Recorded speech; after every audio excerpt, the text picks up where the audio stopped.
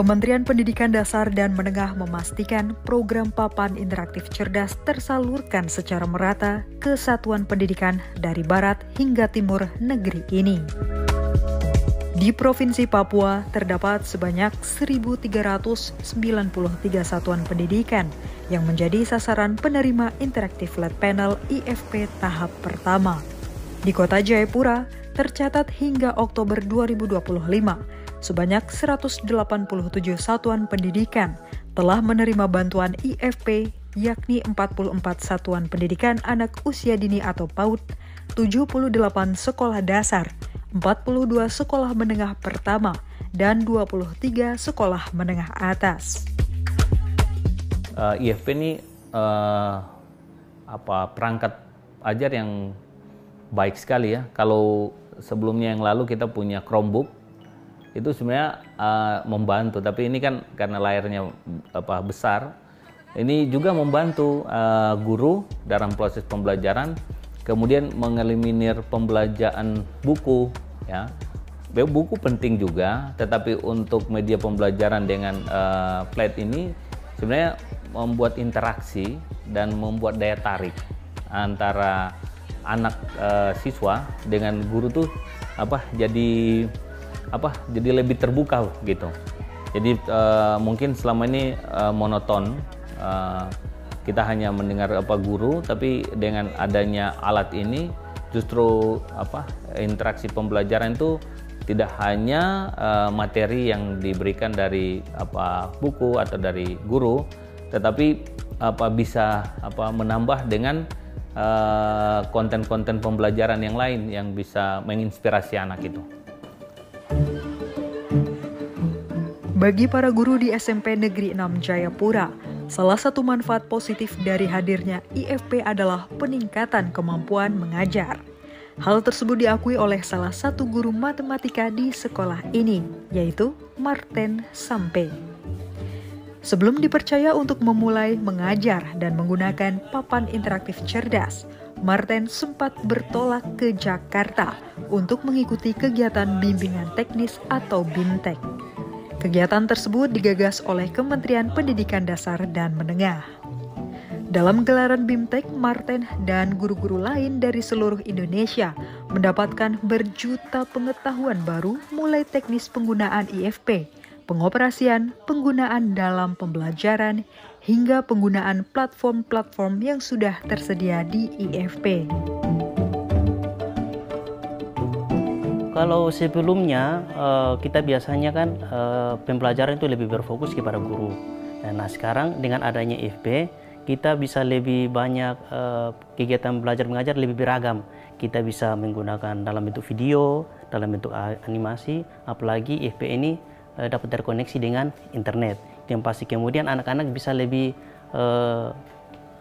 menggembirakan dalam kegiatan belajar mengajar, terus memperoleh makna dari kegiatan proses belajar, dan juga memiliki kesadaran bahwa kita menggunakan ini IFP itu sungguh luar biasa. Cara uniknya saya ya bagaimana saya mengajarkan anak-anak itu mereka harus mengalami, artinya tampil hadir langsung bagaimana cara supaya ternyata matematika seperti begini. Terus kemudian kalau kita belajar matematika dengan cara bermain, kemudian kuis, itu anak-anak bisa lebih menyenangkan. Mereka bisa mendapatkan maknanya di situ, bahwa saya gembira, saya senang, terus kemudian saya mengerti bagaimana proses belajar mengajar yang disampaikan oleh Pak Guru. Sebagai guru yang ditunjuk untuk mengikuti BIMTEK di Jakarta, Marten kemudian memiliki tugas untuk menebarkan pengetahuannya perihal penggunaan interaktif flat panel kepada guru-guru lain di sekolahnya. Salah satu guru di SMPN 6 Jayapura yang beroleh ilmu baru dari Marten adalah Julia Hendrika Sikowai.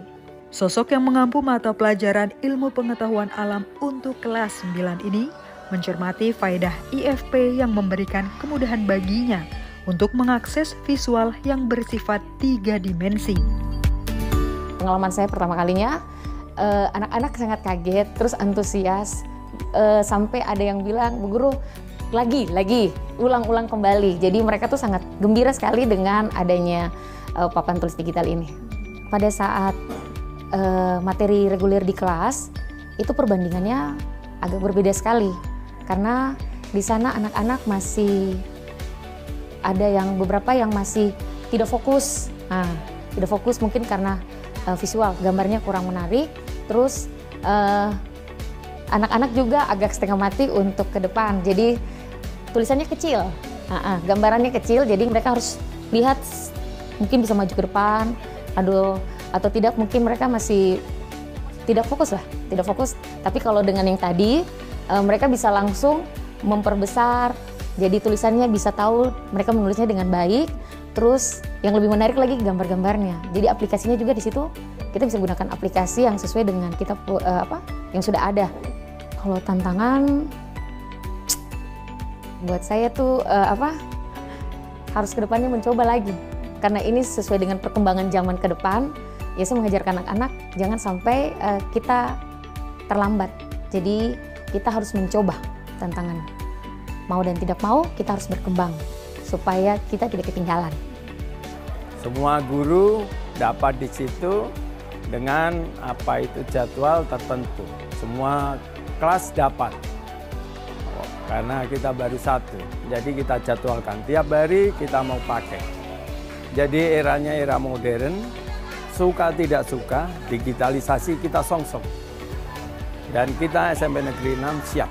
Karena itu membuka cakrawala dunia. Lewat IFP, lewat pembelajaran digital di situ. Semuanya ada di situ. Mau apa saja semua tinggal sentuh layar, semuanya muncul. Dan anak-anak itu sekarang maunya yang nyata, tidak dunia maya.